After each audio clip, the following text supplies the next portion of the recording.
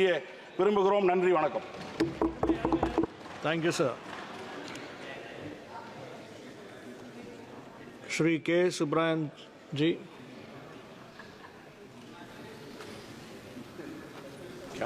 தலைவர் அவர்களே, புதிய கல்விக் கொள்கை ஏற்கத்தக்கதல்ல, அவற்றை நிராகரிக்கிறோம். கல்வி மாநில பட்டியலுக்கு மாற்றப்பட வேண்டும். இந்தியாவில் உள்ள குழந்தைகளுக்கு கல்வி கொடுக்க வேண்டிய கடமை அரசை சார்ந்தது. ஆனால் அரசாங்கம் தான் நிறைவேற்ற வேண்டிய கடமையை தனியாருக்கு தாரை வார்த்து கொடுத்து விட்டது. 80 கோடி மக்கள் இலவச அரிசிக்காக காத்திருக்கிறார்கள் என்று சொல்லுகிற அரசாங்கம்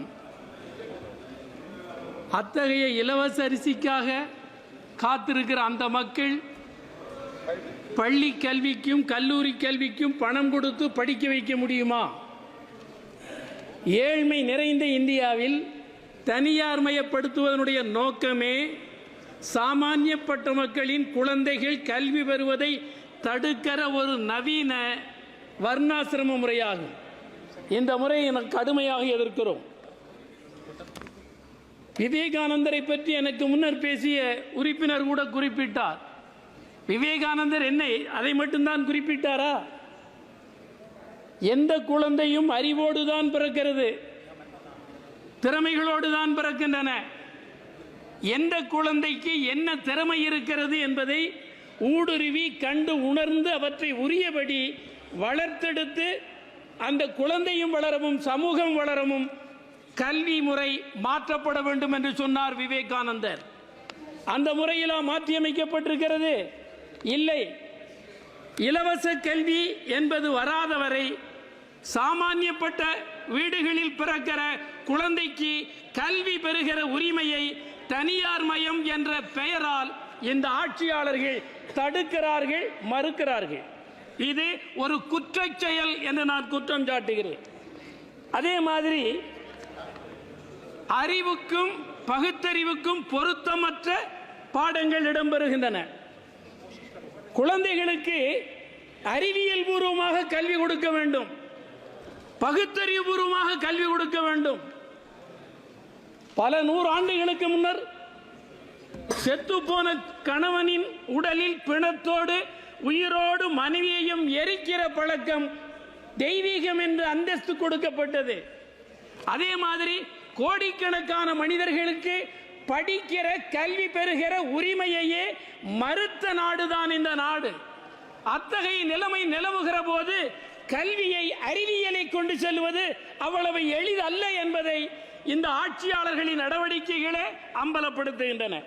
அவ்வளவு கடுமையானதை எதிர்த்துத்தான் போராட வேண்டிய அவசியம் தேவையும் இருக்கிறது. இங்கே எனக்கு முன்னர் பேசிய சச்சிதானந்தம் அவர்கள் குறிப்பிட்டார்கள், வரலாற்று புத்தகங்களில் வரலாற்றையே மாற்றி எழுதுகிறார்கள். உள்துறை அமைச்சர் அமித்ஷா அவர்கள் இந்திய வரலாறு திருப்பி எழுதப்படும் என்று சொல்லுகிறார்கள். இது எங்கே கொண்டு போய் முடியும்? வரலாற்றை வரலாற்றின் கண்ணோட்டத்தோடு பார்க்க வேண்டும். வரலாறு எவ்வாறு நிகழ்ந்ததோ அவ்வாறு நிகழ்ந்ததை பதிவு செய்ய வேண்டுமே தவிர தங்கள் விருப்பத்துக்கு தக்கபடி பதிவு செய்து கொள்கிற முறை, மீண்டும் சொல்லுகிறேன், இது ஒரு குற்றச் செயல்தான். இந்த குற்றச் செயல்களை ஆட்சியாளர்கள் செய்வார்களே ஆனால் வரலாற்று சக்கரம் இவர்களுக்கு கடும் தண்டனை தந்தே தீரும். அதிலிருந்து அவர்கள் தப்ப முடியாது. அதே மாதிரி குஜராத்தில் 2002 நடந்த இனப்படுகொலையை பாட புத்தகத்திலிருந்து ஏன் நீக்கினார்கள்? அதே மாதிரி முகல் ஆட்சியை, முகல் காலத்தையே மூடி மறைக்கிறார்கள். நீங்கள் மறைத்து விடுவதால் வரலாறு இல்லாமலா போய்விடும்? நான் இங்கே ஒன்றை குறிப்பிட விரும்புகிறேன். ரிக்வேதம் போற்றப்படுகிறது. ரிக்வேதத்தை தந்த ரிஷிகள் இந்த நாட்டில் இருந்தார்கள். அந்த ரிக்வேதம் கரையான் அரித்து அழிகிற நிலையில் இருந்ததை எடுத்து அச்சுக்கு கொண்டு வந்தவன் யார்? ஒரு கிறித்துவன் தான். மார்க்ஸ் முல்லர் தான் எடுத்து கொண்டு வந்தார், உலகின் கவனத்திற்கு கொண்டு சென்றார்.